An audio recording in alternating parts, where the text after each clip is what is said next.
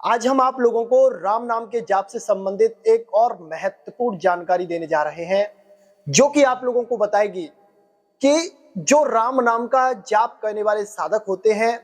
उनको कौन कौन सी अवस्थाओं से गुजरना पड़ता है। यानी कि उनके जीवन में कौन कौन सी घटनाएं घटित होती हैं, जिनसे वो समझ सकते हैं कि उनका जो राम नाम का जाप है किस स्थिति पर पहुंच गया है, और उनका जो राम नाम का जाप है उनके जीवन में कार्य कर रहा है या नहीं कर रहा है, या कोई चमत्कार दिखा रहा है या नहीं दिखा रहा है। तो अगर आपको इस पूरी जानकारी को समझना है, जानना है, तो आपको इस वीडियो को अंत तक देखना ही होगा। जब तक आप इस वीडियो को अंत तक नहीं देखोगे, तब तक आपको आधा अधूरा ज्ञान ही मिलेगा। तो इस वीडियो को पूरा देखें, और चैनल पर नए हैं तो चैनल को अभी सब्सक्राइब कर दीजिए। जो राम नाम का जाप करने वाले साधक होते हैं, वो एक अलग स्थिति पर पहुंच जाते हैं। अलग स्थिति पर पहुंचने का मतलब यह है कि उनकी सोच बदल जाती है, उनकी कार्य करने की क्षमता बदल जाती है, उनके बोलने की क्षमता बदल जाती है, और वह अपने पूरे जीवन में एक ऐसा बदलाव महसूस करते हैं जो कि उन्होंने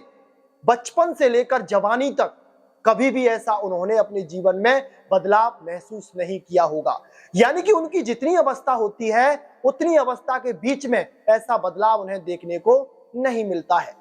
जो सबसे पहली अवस्था होती है राम नाम का जाप करने वाले साधकों की, वह यह होती है कि जो राम नाम के जाप में तल्लीन होते हैं और राम नाम का जाप निरंतर कर रहे होते हैं, तो उनके अंतःकरण में एक बेचैनी जागृत हो जाती है। वो बेचैनी सांसारिक नहीं होती है, वो बेचैनी परमार्थिक हो जाती है। वो बेचैनी राम नाम के लिए हो जाती है, और वो बेचैनी श्री राम जी के लिए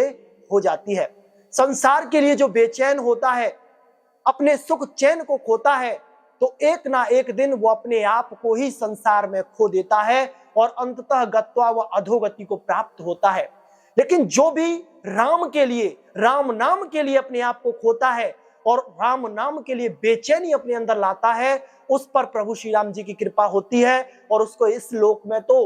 भगवान की कृपा से सारा सुख वैभव प्राप्त होता ही है, बल्कि परलोक में भी दिव्य भोगों की, दिव्य कृपा की प्राप्ति हो जाती है।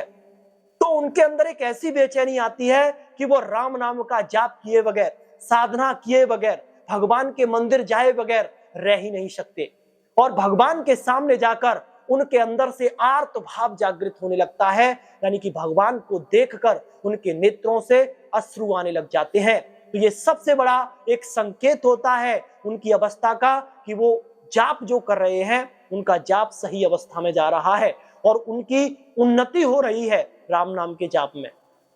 ना कि वह कोई गिरावट या फिर कोई कमी अपने जाप में महसूस कर रहे हैं। जो दूसरी अवस्था उनकी आती है, वह यह आती है कि वह अंतर्मुख होना शुरू हो जाते हैं। अंतर्मुख होने का मतलब यह होता है कि वह अपने आप को समझने लग जाते हैं, अपने मन को समझने लग जाते हैं, अपने विचारों को समझने लग जाते हैं, अपने रहने के, खाने के, पीने के सारे स्वभावों को वह समझने लग जाते हैं, और उन सबको वह राम जी से जोड़ देते हैं। यानी कि अपना उनके लिए कुछ रहता ही नहीं है, उनका शरीर भी उनका नहीं रहता है, सब कुछ उस परम पिता परमेश्वर का हो जाता है। तो यह स्थिति साफ तौर पर यह दर्शा रही है और दर्शाती है कि उनका जो राम नाम का जाप है वह सिद्धावस्था को प्राप्त हो रहा है। यानी कि वो जाप कर रहे हैं, पूरी ईमानदारी से कर रहे हैं, पूरे नियम से कर रहे हैं, पूरे संयम से कर रहे हैं, और अपनी साधना में नित्य प्रति दिनों व दिन उन्नति को प्राप्त कर रहे हैं। और उनकी ये अवस्था उनको भगवान से जोड़ने की, भगवान से मिलाने की सबसे बड़ी सीढ़ी होती है। जिनके अंदर ये बात आ जाती है, जो सबको श्री राम जी में देखने लग जाते हैं, और जो अपने अंतःकरण को समझने लग जाते हैं, अपने विचारों को समझने लग जाते हैं, वो एक दिन प्रभु श्री राम जी को प्राप्त कर लेते हैं। जो तीसरी और अंतिम अवस्था उनके जीवन में आती है, वह यह आती है कि उनके मन में किसी के प्रति द्वेष भाव रहता ही नहीं है। कोई अपना है तो उससे राग नहीं,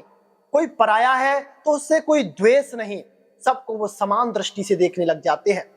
और उनको एकांत में रहने का मन करता है। ज्यादा से ज्यादा अपना समय भगवान के चिंतन में, राम नाम के जाप में, रामचरितमानस का अध्ययन करने में और प्रभु श्री राम जी की प्राप्ति कैसे हो, उनसे संबंधित शब्दों को,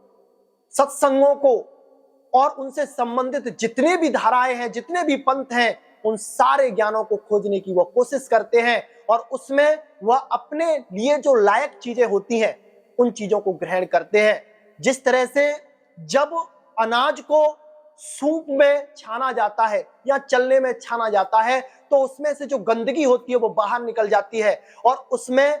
बस जो अनाज है, पवित्र अवस्था का जो अनाज है, जो सही है, वही रह जाता है। इसी तरह से जो राम नाम का जाप करते हैं वो शास्त्रों का अध्ययन कर रहे हैं, सांसारिक बातें सुन रहे हैं, किसी का सत्संग सुन रहे हैं, तो उससे उनको वो चीजें प्राप्त होती है, यानी कि वो उन चीजों को ग्रहण करते हैं जिनकी उन्हें आवश्यकता होती है। वो अन्य चीजों के लिए ना सोचते हैं, ना उनके लिए कुछ करते हैं, बस जो चीज उनके काम की है उसे अपने जीवन में उतार लेते हैं और इसी से वो भगवान के नाम में, भगवान की भक्ति में, भगवान के ध्यान में अग्रसित होते हैं और राम नाम की सिद्धि को प्राप्त करते हैं। तो आपको भी इन तीन अवस्थाओं में से कोई भी अवस्था अपने जीवन में दृष्टिगोचर हो रही है तो समझ लीजिए कि आपका जीवन बदलने वाला है, आप पर भगवान की कृपा होने वाली है और आपको श्री राम जी ने चुना है और राम नाम की सिद्धि आपको मिलने वाली है। तो आज के लिए बस इतना ही। जय श्री राम।